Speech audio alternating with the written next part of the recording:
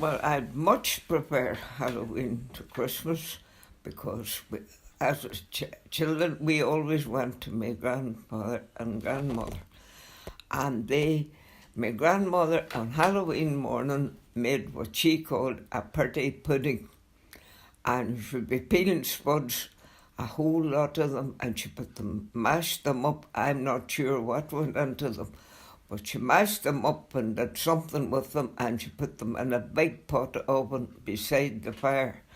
The fire was a good turf fire, and then she put coals on the lid, and it would be baking there all day, and you could smell it, and you came in, and you couldn't wait till the evening came to get it. And when it was evening, we all went down to the sitting room. Lovely, nice white cloth on the table, and we got knives and forks and glasses, and we all got a plate of this pretty pudding, and it would be as brown as your shoe, dark brown colour, and she'd put a big lump of butter in the middle of it, like it made a wee well in the middle of it. And she gave you a big glass of lemonade, and long ago it was lemonade with white froth on the top, and it was so lovely. And we ate that, and then the fun started. And my grandfather first would take you up to the field above the house, and there were 3 corn stacks up there, and you had to walk round each corn stack 3 times.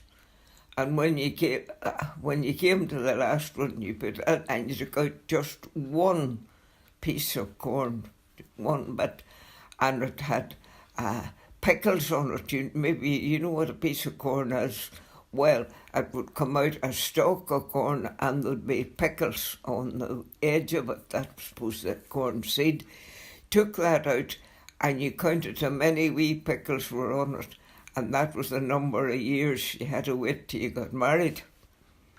That was the first fun. Sometimes it would come out some things that you didn't want to in the corn stack. Could land out a couple of rats or a couple of mice, and they'd be, when we were going round, they'd be running, scurrying out of your road quickly.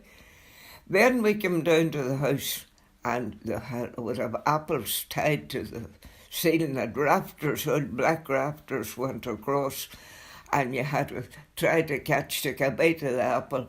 Don't touch it with your hands. See if you could get a bite of it, just hanging up like that. Then the next game was nuts.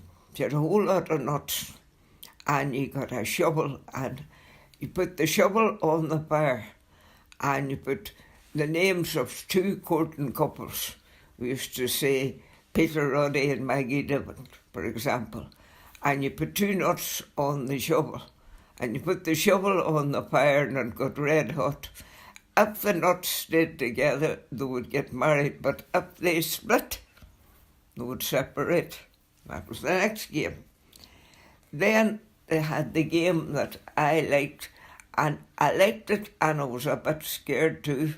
You'd be blindfolded, and over at the granny's house had a back table and a front table, and on the front table they had saucers on it, but you were blindfolded and you didn't see what order they were in.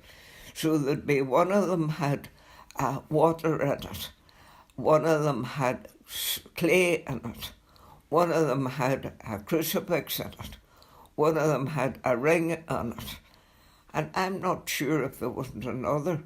But however, you were blindfolded and you went over to that table, you were sort of led over, and you put out your hand, and whichever saucer you touched, that was your future. For example, if you touched the water, it meant you were going over the sea when you grew up. If you touched the clay, which were old dreading, it meant you would die young. That was a bad one. If there was a ring, if you touched the ring, it meant you were getting married. If you touched the crucifix, it meant that you were going to be a nun, or if you were a boy, you were going to be a priest. And that was the other game.